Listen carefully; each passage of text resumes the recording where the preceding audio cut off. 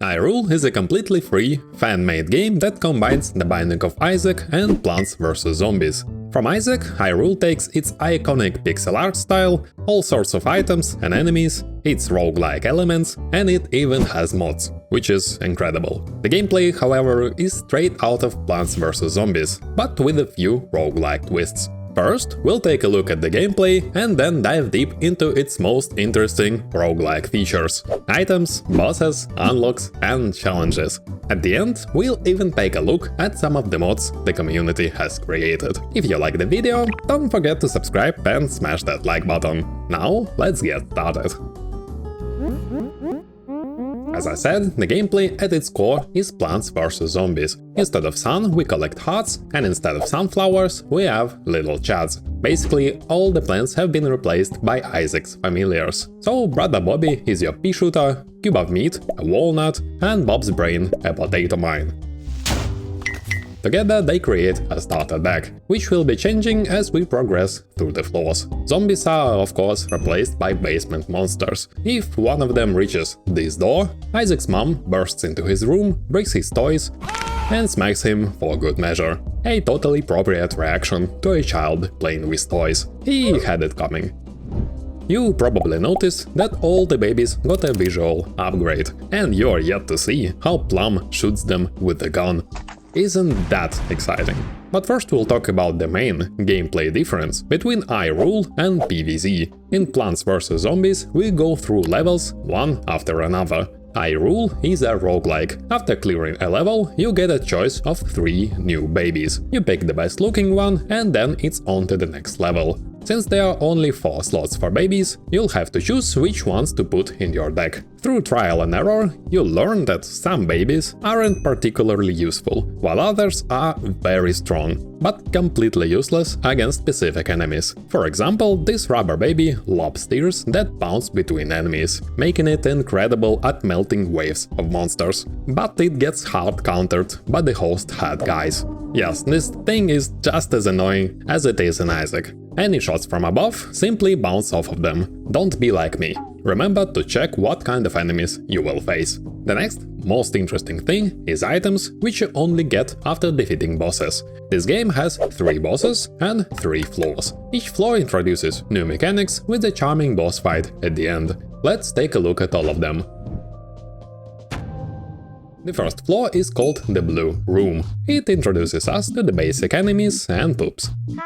All without restricting baby placement. The boss here is Mega Plum. Each boss constantly spawns enemies and has several unique attacks.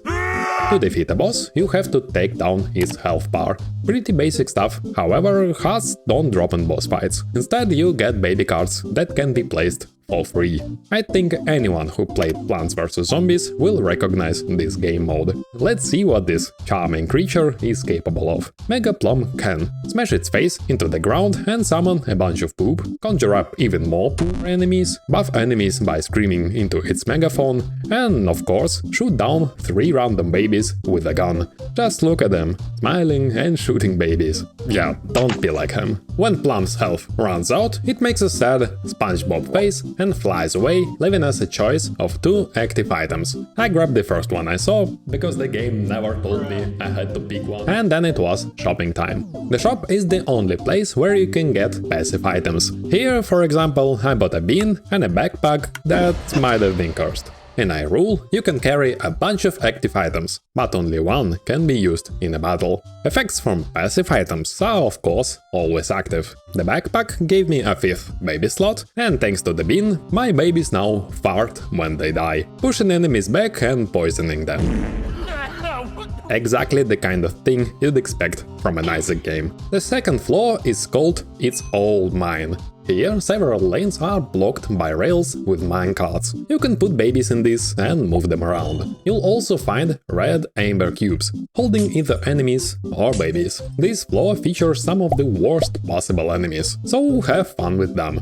The boss is Ragdoll, a female version of Ragman. She flies on some kind of a broom and yeets enemies around. There are only 5 lanes available, 2 of which are completely blocked by rails. Here is where you have to be careful. rule. After putting a baby in a minecart, you should be constantly moving it, because Ragdoll will try to crush it with an enemy or a heavy save. That's basically all she does. This time, in the shop, I bought an evil charm and more options. The evil charm shows where monsters are coming from, and more options gives more options. Not that I could see these options, but they are there. Am I cursed or something? Anyway, the third and final floor is called the Ark. It's just like Mausoleum no Gehenna, but it's the Ark. Instead of annoying minecarts, there are portals here. Enemies will be using them to, you know, teleport. One of these portals will be right in front of one of your babies. You will definitely want a cube of meat to block it. You did bring a cube of meat, right? Something else neat, on any of these floors you can find a lost soul. If it annoys you, you can just smack it with a shovel. Wait. But if you manage to protect it from monsters, you will get an additional 20 coins. It would be way more rewarding if Lost Body had a chance to give items, like in Isaac, but it's still a nice concept. The final boss is a demon called Middlehorn. He has some interesting abilities, but first we have to address the air-walking monsters. It seems they've got the ladder item. You can actually see it under their feet. Just a nice detail I found. Going back to Middlehorn, he can freeze babies, and if you don't free that baby in time, the demon will pull them with a chain. Either the baby will fall or crush another baby nearby. And lastly, Middlehorn can release a brimstone laser, completely demolishing 2 rows of babies. It looks epic, and the brimstone itself has a nice color. His death is also a cool detail in itself. First he lets out a Tyler scream, and then falls like Peter Griffin.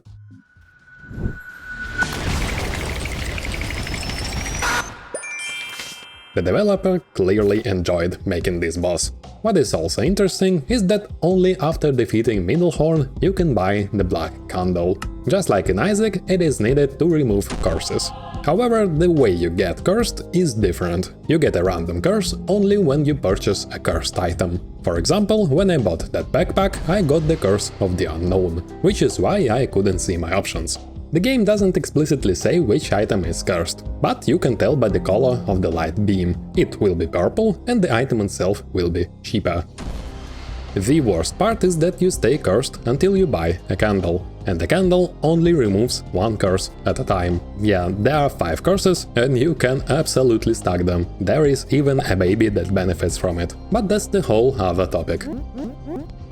Now you might be thinking, Middlehorn is the final boss. Why remove curses at this point? Well, yes and no. After beating all 3 floors, the game starts a second loop and gets much harder. The heart icon gets replaced by a health bar, and baby prices get converted into these regular hearts. The challenge is that you now can stockpile hearts to instantly replace lost units. There will be a lot more monsters, and you'll always be short on hearts. The bosses also get a bit more difficult here. Mega Plum shoots down 6 babies instead of 3. The layout of Ragdoll's arena becomes even more of a pain, and Middlehorn seems about the same. I didn't spot any changes. Even though I have some experience playing Plants vs Zombies, it took me an embarrassing amount of time to beat the second loop. I was constantly getting overwhelmed by the sheer number of enemies. It felt like hitting a brick wall until I stumbled upon the winning strategy. A combo of Harlequin and acid babies. The setup is cheap and surprisingly effective. Let me know how you managed to beat the second loop in the comment section. I am genuinely interested if there are other strategies that work. Now, beating the second loop actually has a purpose. It unlocks hard mode. There you can immediately start playing with the health bar. I am sure the hard mode is fun, but I'm not touching it. Aside from normal and hard modes, the game also features challenges. There are 6 of them, and each one unlocks a new baby. The challenges are fun and creative. Let's quickly run through them. Speed my ass. You have to beat the first level with the standard baby setup. The game is permanently sped up, and the enemies are twice as fast. It unlocks Juicy Sack. This baby is a defensive type. It doesn't attack, slows down nearby enemies, and regenerates its health.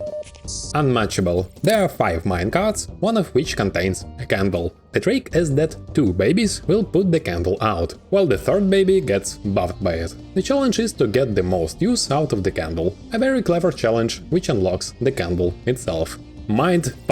You have to complete the arc level, but you can't see your babies nor the monsters, only tears and silhouettes. I just set up a line of chats and a line of pea shooters. It wasn't difficult, but the concept is great. This challenge unlocks the Psychic Baby, which isn't from the base Isaac game. It's a character from a fairly popular mod called May. Its shots pierce through enemies and hit them twice. Civil War. Here you need to defeat Mega Plum with a deck of monsters. The thing is, even if your monsters reach Plum, it can just change lane to avoid damage. Don't get me wrong, it's a fun challenge, but a bit RNG dependent. Beating it unlocks Parasitoid. It shoots tears that burst into friendly attack flies. Limited edition. It is the toughest challenge. Only 2 lanes are available and the rest are covered in spikes. Monsters can walk on these spikes, and the only way to damage them is with a baby that fires diagonal shots. You know, the magic artifact. For enemies that go down the middle, we have Loki, but it's expensive and hearts are scarce. The reward is worth the pain. It unlocks the Brain Worm Baby. It shoots tears with improved homing that will turn them 90 degrees to hit an enemy. Shapeshifter. Another challenge with the starter babies, but their cost is quadrupled. Placing one spawns 3 more, forming Tetris-like shapes. L-shape for Bobby, square for Chad, line for Cube of Meat, T-shape for Bob's Brain. You can rotate the shapes, and the challenge is to place them efficiently. Completing the challenge unlocks Ball of Bandages, a defensive type baby that attracts enemies from 2 adjacent lanes. Ooh. Aside from challenges, you can unlock new babies and items by completing achievements. Some of them are hilarious, while others are extremely difficult. I got all of them. Well, almost all of them. Let's go through the best ones. To unlock Esau, you need to beat a level using only red babies. Esau is like Dragon from PvZ, very expensive but fires down multiple lanes. To unlock Blanket, find the Lost Soul and give it a shield bubble by using Perk Spill or the Book of Shadows. Blanket is a passive item that gives shields to all babies on the backlane. The Tooth and Nail Baby is unlocked by placing 2 rows of spiked babies. It's essentially a spiky cube of meat. It also looks like a direct reference to the Bertram mode. The final and coolest achievement unlocks Fiend Baby from the Fiend Follow mode by performing a brown ritual. This requires finding the poop item and building the letter F on the floor, all while defending your creation from waves of enemies. The ritual unlocks an imp, which doesn't cost hearts, but only attacks on close range. And it also unlocks that demon baby. It shoots fire tears and summons imps whenever it gets a kill. If you play Isaac, I highly recommend giving the Fiend Follow mode a try. It makes the game harder, but does it right, and in a very fun way. What's more surprising is that this game also has mods that add new content. I even tested a couple of them. The first is called Campaign, which, as the name suggests, are the full PvZ-style level progression. You beat levels to unlock new babies, then consider how to use them on later levels. I only managed to beat the first level, the rest is too difficult for me, but I'm sure hardcore PvZ fans will probably love this mod. It also adds new items. The second mod is I Rule IDK. It changes all the challenge icons and adds a new one called Unpacking. You have to beat a level without shards, while the cost of other babies is doubled. To deal with this, you get a box which can move babies between lanes. The idea is to manage limited resources very carefully. The concept is neat, but again, too hard for me. This mod also adds new items. I haven't tested them myself, but on paper they sound really fun. It's definitely worth checking out. All mods are collected on a separate wiki page. That's where I downloaded them from.